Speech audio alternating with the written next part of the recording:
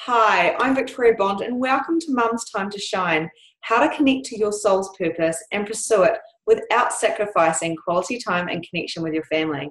Today on the show, we have Laleh Hancock. How are you today? I'm doing great. Thank you for having me here. So, Laleh is a president of Global Wellness for All, Access Consciousness certified facilitator, a business coach, an entrepreneur, and the CEO of Bella Pimo. So you're a busy lady. Yeah, you left a few things out, actually. No, I'm just kidding. I know, that's the short list. That's the short list. Yeah. I'm doing really well. And that's one of the things about me and being a mom is that I love to juggle multiple things at the same time. Mm-hmm. And we were just having a really good conversation then. We thought we better push the record button because this is great. She was really giving me lots of inspiration there. So I want to talk about, we were just talking about being a terrible parent and what it means to be a terrible parent. And yeah, I just want to talk about that because what you just said just really blew my mind. I was like, that's awesome. I'm not sure if I can replicate what I said to you, but I think, one of the things is that my kids are actually a little bit older now. They're 22 and they're ready to graduate from college just in a couple of days. And I was just reminiscing on, when they were little. My kids, I got divorced when the girls were less than 2. And so they were a big part of my conversations with my clients and conversations with my employees, and my day-to-day business world included my girls. And I remember telling people like, oh, we're going to go do this. Well, before we go do it, I always sit my girls down, and before we do any activity, I kind of give them the lay of the land of what the day is going to look like. And people used to look at me really weird. They're like, why are you telling your 2-year-olds or your 3-year-olds or your 4-year-olds what you're about to do? Like, why don't you just do it? And I said, because it actually creates something different when I include my kids in our day-to-day activities. And it was. I had maybe 2 or 3 episodes of the 2-year-old, 3-year-old tantrums because it wasn't about that. It was about honoring my kids, no matter how little they were, to be part of the picture, to be part of the decisions. And even like business decisions or, different things that I wanted to do, I literally would sit them down and I'd be like, girls, this is what mommy's thinking about doing. What do you think? And I have twins and they had twin talks. So for the first 3.5 years, they actually would talk in different languages, like they had this grunt and this body language and stuff, but you still could understand that they understood you. Mm-hmm. And they were sharing their opinion with you. And it sounded crazy, but yet it actually worked for our family. Mm-hmm. And I look at so many things that, I did as a parent that people thought I was crazy. They didn't understand why I was doing it, but has really created this amazing relationship between me and my girls. There's nothing we can't talk about. There's nothing that they could do that I wouldn't still love them for. Mm-hmm. And the bond has continued through this trust and this relationship of really honoring each other. And I would say most would say I was a terrible parent. No, I don't know if they'd say I was a terrible parent, but like, the things that I did was so different than what most people said was the appropriate way to be a parent, that they would say was a terrible parent. So I was, just chatting with you, like, what if it was about us being terrible parents? Yeah. And other people's perspectives, of course. Yeah. Because like now, I do give my kids, Coke and like sweets and stuff like that. Cause I realized like back then I was so crazy about it. Like, oh my God, my kids didn't even have anything other than like Sprite as a soda till they were probably going into high school. Okay. That sounds like me. And, their friends would have it and they'd be like, no, I don't really need it. If I need it, my mom says I can have a Sprite, or whatever. Yeah. But I just realized like how much restrictions we put on them instead of allowing our kids to actually choose for themselves, to choose what's going to work for them and their bodies. Yeah. So you've been doing this for a long time because your girls are in their 20s now. So you were consciously parenting 20 years ago. See, I didn't know that. Uh-huh. It wasn't until I came into Access Consciousness about 6 years ago. And now I'm what's called a conscious parent, conscious kid facilitator. But like, until I came, like, I was being me, I was doing parenting the way I thought would be fun to do, or something that I saw worked for me and my kids. But I would have never used the word conscious parent back then. No. And the word conscious does have kind of attachments to it. The minute I say consciousness to somebody, they just go, oh my God, and they click off. But it's not about the word. It's about what we're actually doing. Rather than smacking our kids and yelling them and telling them who's boss, we're being more conscious about their feelings, or saying, hey, what's going on? And just being more connected to them, or what would you like to do? And I'm exactly like you in the fact that I will, before bed, I'll sit down with the kids and tell them what we're going to do tomorrow and what the next day was going to happen. And my daughter is so clued on. She gives me advice. She's 5. And she gives me advice because she goes, yeah, Mum, I think you should do this. And the same with if she's got imaginary friends at the moment. And I said to her, darling, I'm so proud of you, and I believe everything that you say, because I know that is real. So you always need to know your own truth. And by saying that, it's that conditioning, you can't stop being conditioned to a certain amount. You're going to school, there's the TV, there's all these other things around you. But by being honest with our children and seeing them as, like you said, a little being, not just a child that needs to know yes or no, and we're off, we're doing it, don't ask any questions, is that's conscious parenting right there, isn't it? Yeah. And, with access consciousness actually means that it includes everything. But there's no judgment. It has it from a no point of view. So when we're talking about conscious parenting, there is no one way to parent that is considered to be the good way of parenting. It's looking at your life and looking at your kids and knowing your kids may not even be the same, right? My girls are twins that are considered identical twins in this reality. Yeah. But I would tell you, even from the first day they were born, they were different. Even though they looked physically the same, even though they have the same DNA, they are very different kids. And so, it comes back to like, what is going to work for you and your family? And what's going to work for your kids? My kids have been straight A students. They've been great athletes. They've been kind kids and all of this other stuff, but they're very different in the way they function. They're very different in the way that they are inspired and motivated. So, finding what is that for your kids and not making them wrong if it looks very different than the way you imagined it was going to be. But to actually inspire them that being different is okay and actually pretty wonderful. And how different can they be? Not from the resistance and not from here trying to go against you or anybody else in the world, but it's like they shine by being themselves. And a lot of times our kids, they shine until we try to put them in a box, that they have to look like this, they have to talk like this, they have to act like this, they have to do this, or they have to do that. And we take away their uniqueness away from them. And so a lot of us mums, most of us, actually probably all of us at some point, go into a little bit of overwhelm.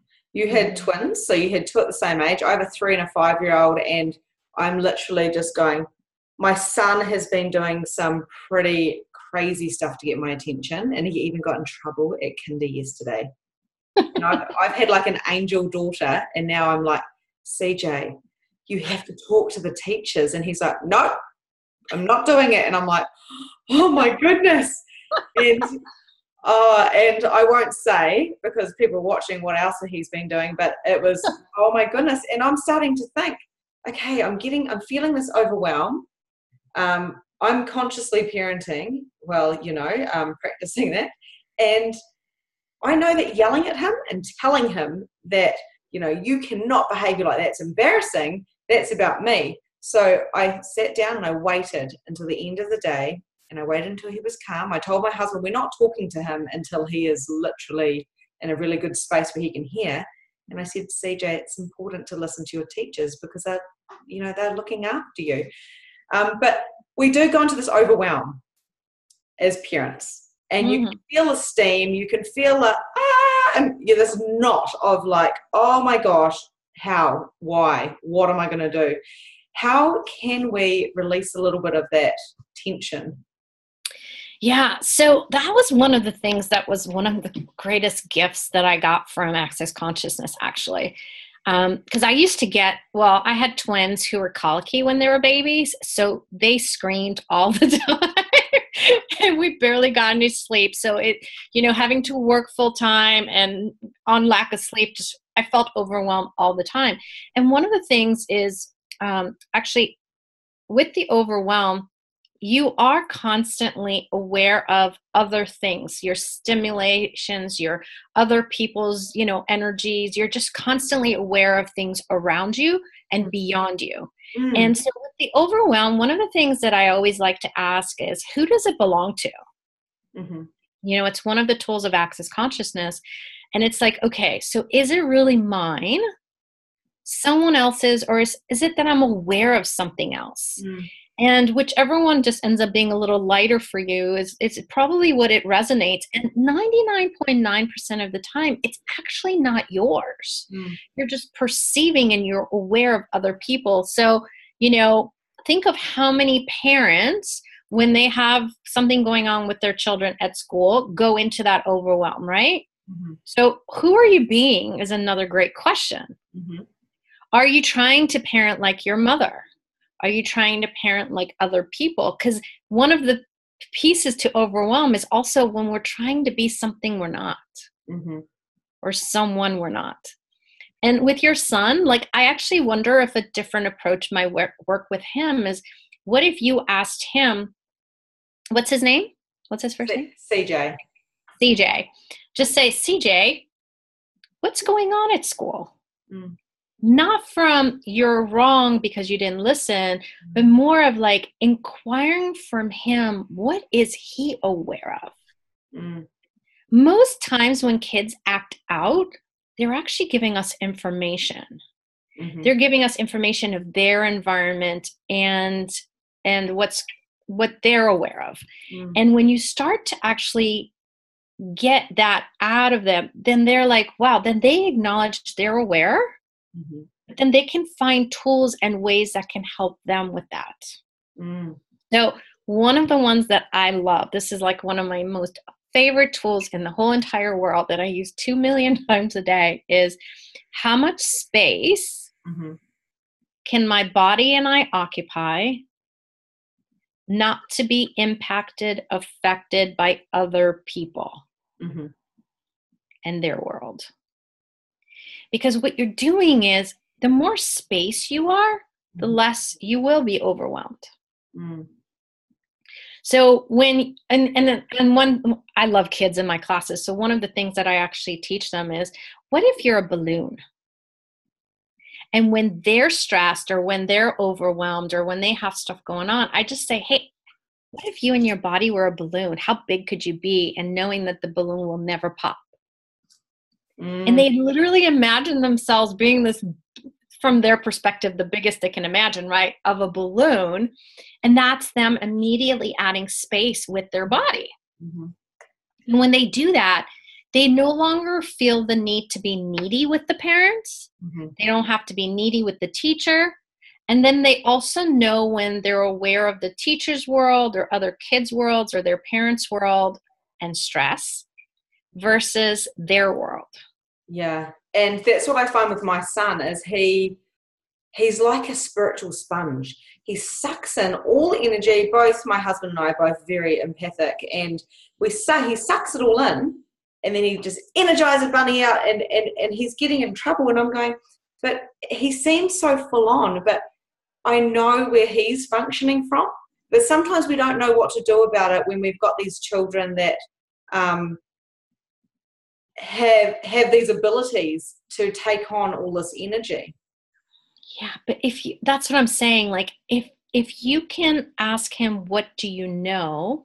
You also assist him to know when he's taking on other people's energy versus his own. Mm-hmm. And do we have to get an answer from these kids when they're saying it? It's just about asking the question? Yeah, because a lot of times it's not cognitive for them, but then they immediately relax. Yeah, okay. They immediately go to a place of like, oh, okay, not mine.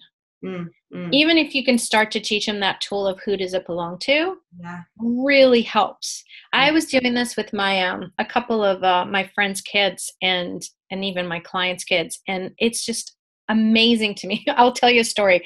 I was working with this doctor, and she has 2 girls, and one of them just started to see me when she was, I don't know, maybe 4 or 5 years old. And each time she would come, I would teach her a new tool.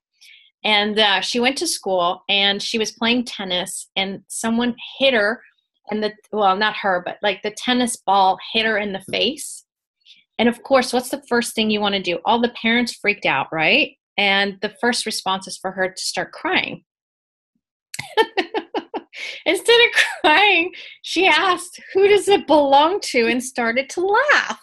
No one could understand, how is it this girl didn't cry? How is it she didn't get a bruise? And how is it she's laughing? And she goes, Miss Laleh told me for everything, instead of like assuming it's mine, ask the question, who does it belong to?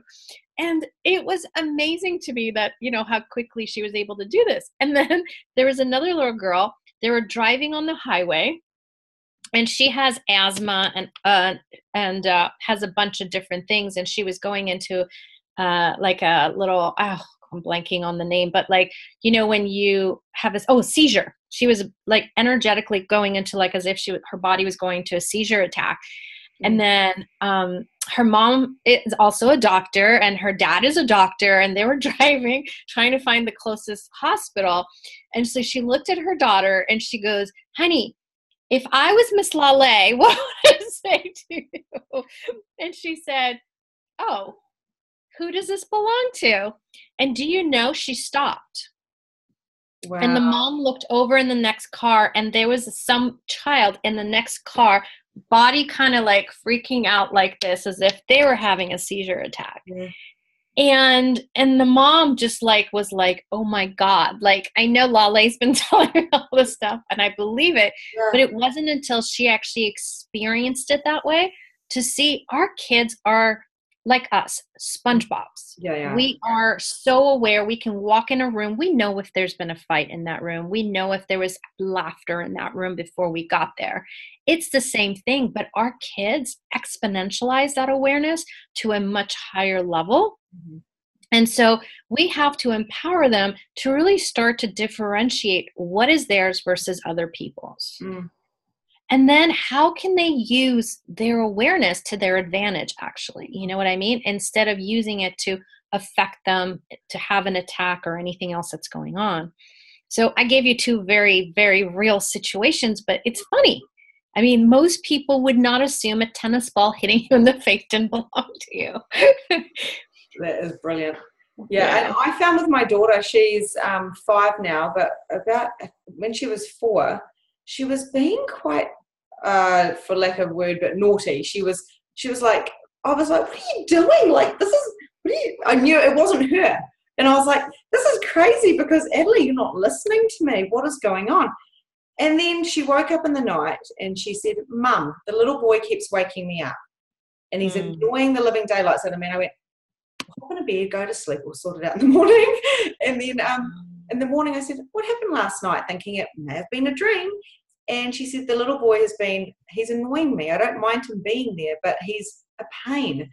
And so I went, oh my goodness, the energy of, what I would call a spirit being with her in energy, it was kind of like rubbing off. So she was taking on that. So the minute I did, send him off and had a little talk, what happened was she became back to just her calm, casual, laid back self.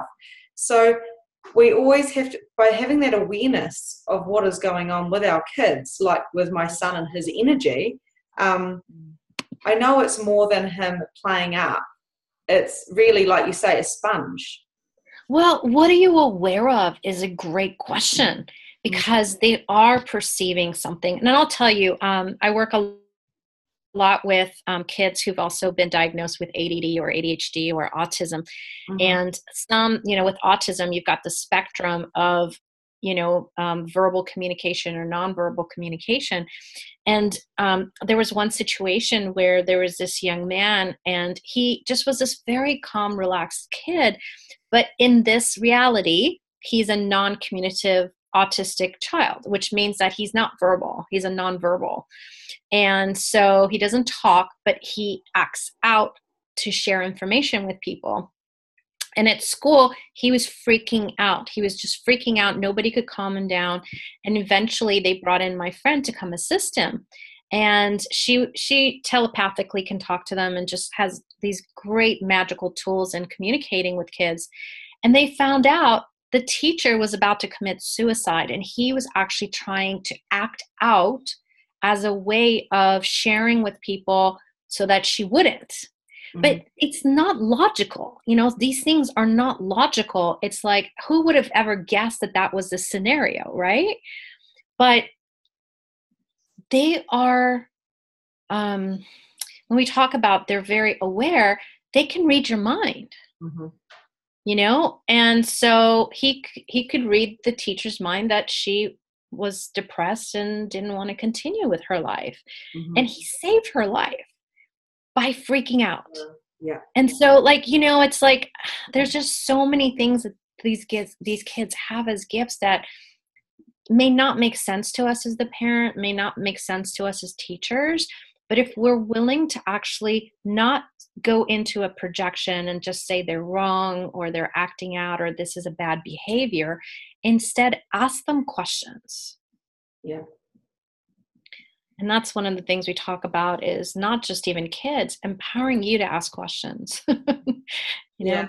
And, the children that have the names of ADHD or anxiety, I have friends that have got children that have got anxiety, and they're little kids. And, I feel bad. I feel sorry for the mums because they just don't know what to do.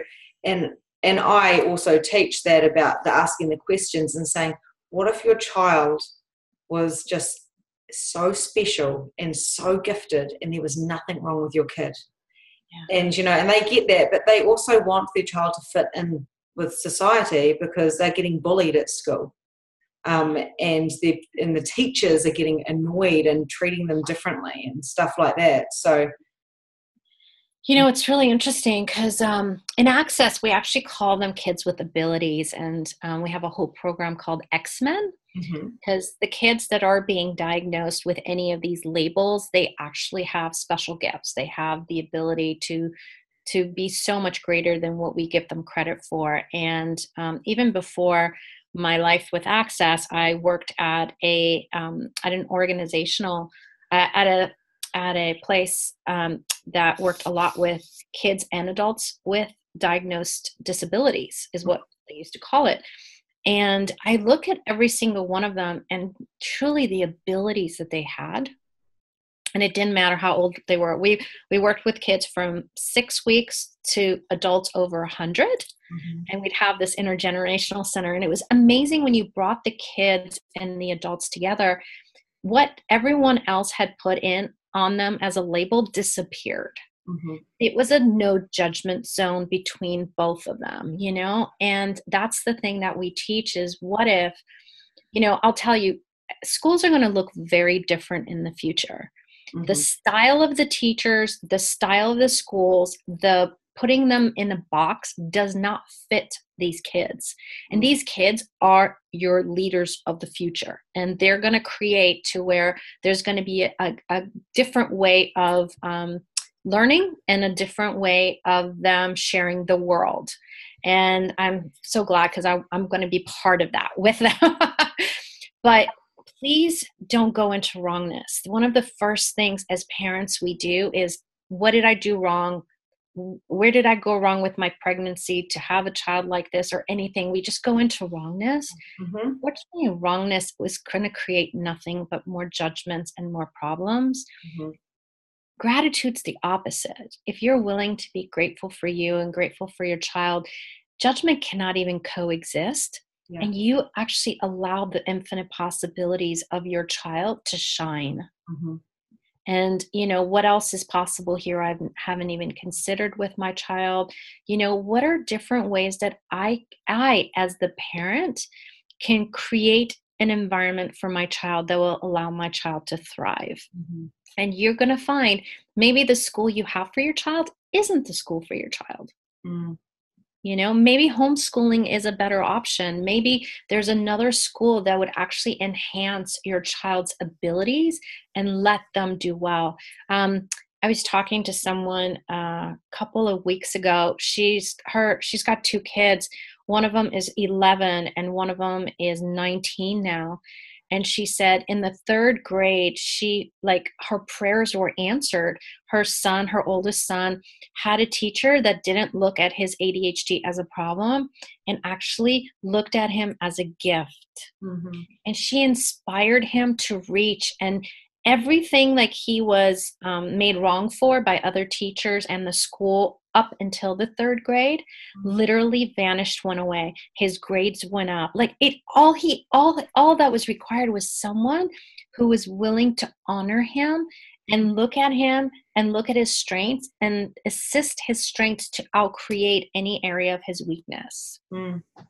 Exactly. And what if we could be that for our kids? What if we could be that for other people's kids as well? And what can we create when we stop the judgments and actually let our kids shine with their difference? Mm-hmm.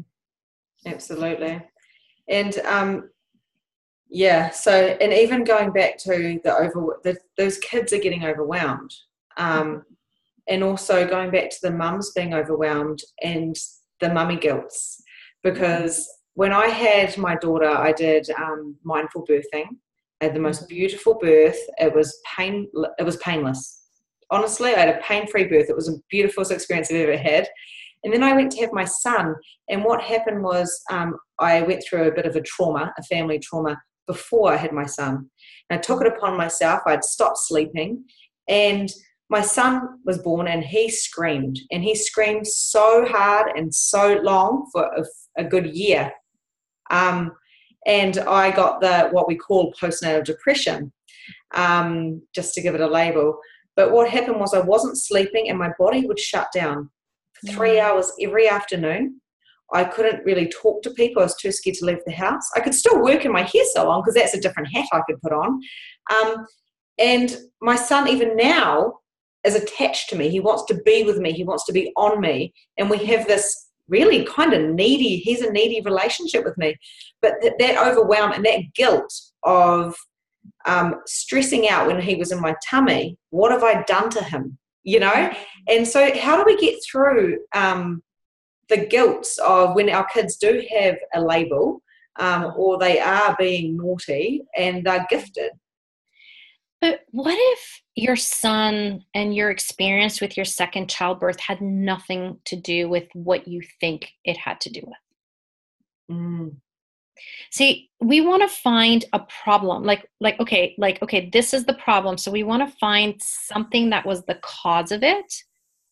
But what we do is we make whatever that thing is so significant, we don't allow anything else to get created. So what if your son, no matter what, even if you wouldn't have had stress right before the pregnancy or whatever, before delivery, your son just was going to be a different delivery. He was going to be a different child, and he was going to be a different newborn no matter what.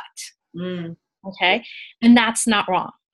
Okay. And what if you as the parent didn't do anything wrong? I'll tell you, when I got pregnant, by 10 weeks, I found out I was having twins. And it really shocked us because we just bought a house. We just bought a dog. We weren't planning for kids for another year.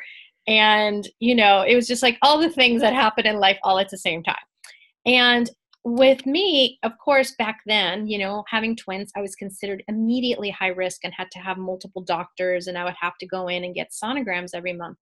And at 5 months, I went in and they told me that my girls had a cyst in their brain and that they were going to be Down syndrome babies. And for 5 seconds, I wanted to go into wrongness that what did I do to cause this in my children? And, I don't know what it is, but I never went there. Mm-hmm. And I looked at my husband and I said, listen, if you need to leave me because this is going to be way too much for you to handle, that's okay. But I'm not giving up these babies. They asked me at 5 months if I wanted to abort, which was crazy. And I was like, nope, I'm having these kids no matter what it takes, no matter how difficult it is. These kids have been growing inside me, and that's what's going to be. My husband was like, no, I love you. I love these girls. No matter what, we'll do it together. But do you know, my next visit, there was no cyst in their brain. The next ultrasound showed my kids were healthy and fine, and there was nothing wrong with them. Now, I think a lot of it had to do with my mindset as well. I didn't believe them. I was willing to allow my kids to be amazing kids and not even focus on the possibility they could be Down syndrome baby. Okay? I didn't freak out. I didn't go 30 days of stress. I was like, I love these babies and we're going to make it work. Mm-hmm. And we did. And my kids are fine. They've always been smarter than most of the kids. They've outshined. Their GPAs have always been great. They've been great athletes. They are magnificent. And I may have not known that if I would have bought what the doctor said was true and our only option. Mm-hmm. The same thing with you. What if it wasn't one thing? Mm-hmm. And the fact that you were willing to do other things, like I know, you've done other stuff with Access. And, one of the things I would say with overwhelm, what if overwhelm is a lie? Mm. Because truth, really, do we really get overwhelmed? Or is it just that maybe there's things going on that we actually make significant instead of just standing back and being like, okay, what are all the possibilities here that I haven't even considered? If I didn't look at this as a problem mm-hmm. and looked at it as a possibility, what other options do I have available? Mm-hmm. And the bars. Access Consciousness has this amazing process on the head. You don't have to be a doctor. Actually, my youngest person was 2 years old when they learned it. Wow. And my oldest person was over 90, okay? Everyone can learn these tools and techniques. It's 32 points on your head. You feel at the worst, you have the most amazing massage, even though no one touches your body. Mm-hmm. And at the best, it takes away the overwhelm. It takes away the stress. It really helps kids mm-hmm. actually create this space where they're no longer affected by everything. It brings them to a level of allowance and allow them to be themselves. Mm-hmm. And so I also say to parents, consider that as well. Mm-hmm. Might be an alternative to assist you. If you have no stress, no kids, no nothing, you could still make it work. I've worked with people who had cancers, who don't have cancer anymore, just working with that. There's just so many things that has so many great benefits. It's not just one, but there's so many ways to deal with the parental stress. Yeah. I actually have a little boy that I run bars on. He's 6 and he's got a whole lot of, anxiety and ADHD and all those names. So I love running his bars. I've only done it about 3 times. But when I run his bars, he just goes, oh yeah, Victoria's here to give me the head massage, and he loves it. And it's our time. I feel a connection with him. How often would you recommend to get a child's bars run with kids, it's so different. Kids, I can have one child literally for 2 minutes do it and they're good forever.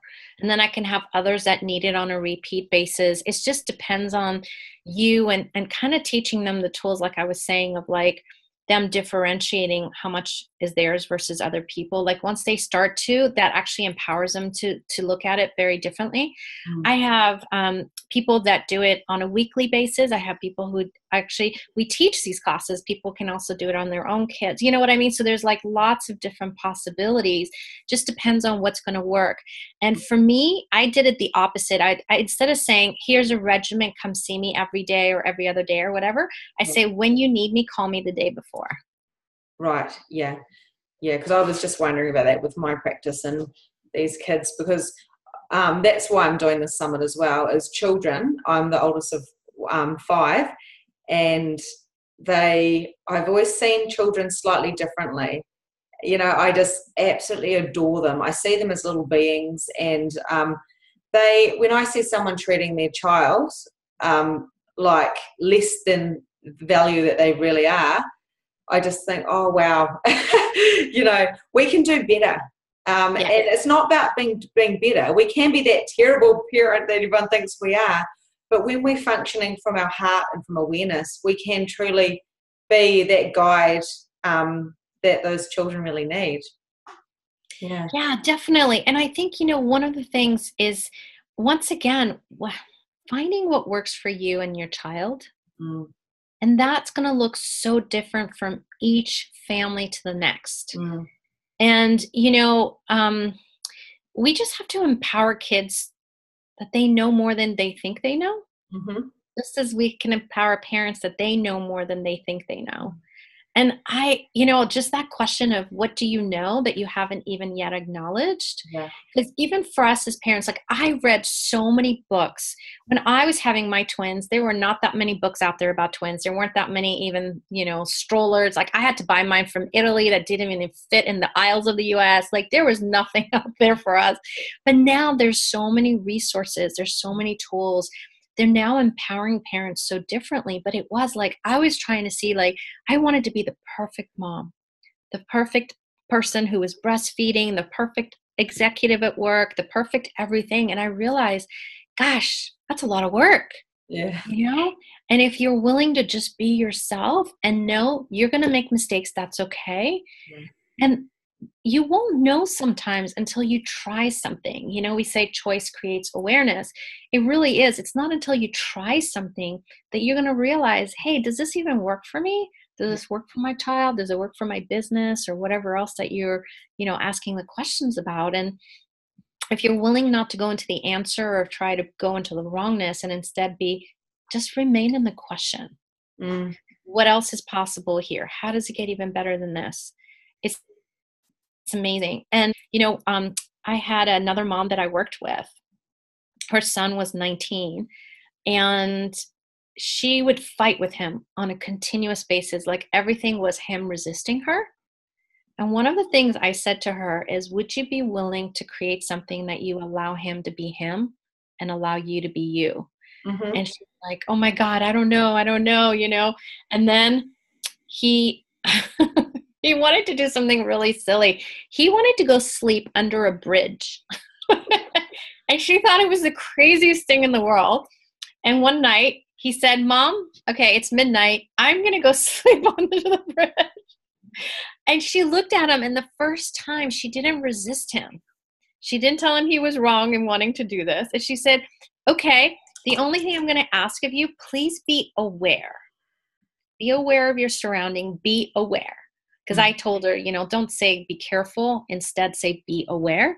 Because you want them to have their awareness. That's really good. Yeah. And then he looked at her weird, like for the first time, she wasn't on the defensive here. She wasn't, you know, hitting the ball back here.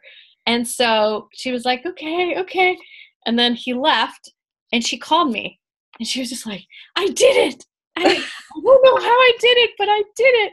And I was like, okay, cool. She was like, it wasn't easy, but I had to just keep saying, okay, what would Laleh say here? Okay, allowance. You know, allow him to be him and allow me to be me. Do you know it wasn't even 5 minutes later he returned and he said to her, okay, I don't want to do this. And she's like, well, what happened? He's like, I don't know. I just don't want to do it anymore. It is because like when she no longer fought back, Mm-hmm. to force him to do what she wanted to do. He didn't have to resist her. Mm. And since he didn't have to resist her, he didn't have to go sleep under the bridge. Oh.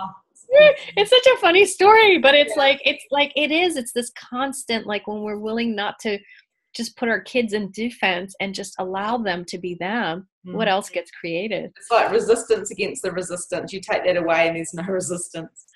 Well, thank you. We've totally out of time here, but thank you so much. That was very interesting, and I have learned a lot. Yay! How does it get better? I can't wait to talk to my husband tonight. Now we're going to sit down, family meeting. All right, well, thank you so much. Now, Laleh, how can we find you? Yeah. So one of the easiest ways to find me is my website. It's globalwellnessforall.com. And we have a contact us page, and you're welcome to go there. I share lots of tools and resources there as well. And we've got a little shop for pampering moms and their bodies and things for babies too. But there's also blogs and articles that I write, and lots of different tools that I share as videos as well. So you can definitely find me. And me. I've been following you on YouTube, Meet Laleh on YouTube. Yeah, there's actually a couple, but yes, Global Wellness has one, and Meet Laleh has one, and Bella Pimo has one. Yeah, she's been doing this for a while, so there's a lot of content, you guys. So look her up. And Laleh, do you have a free gift? I know we were talking about how you actually have so many amazing things that you could gift. So have you picked one yet? You know what? I was thinking of actually Divorceless Relationships. So it's a book that Gary Douglas and Dr. Dane Hare wrote, and I did an intro for it, and I'd love to gift that to our listeners. It really is about you not divorcing you. I see that a lot, and I did it myself. Being a parent, it's like everything becomes about the kids, everything becomes about everyone else but you, and it's about including you and not excluding anything or anyone else.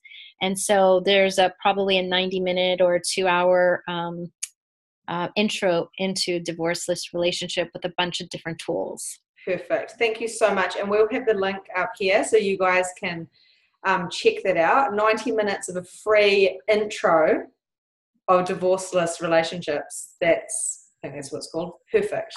I will be watching that. I will definitely be watching that. Thank you so much for your time. Looking forward to creating with you in the future, and looking out for you and watching all your videos. Thank you, Victoria. It was such a pleasure. And thank you all for watching.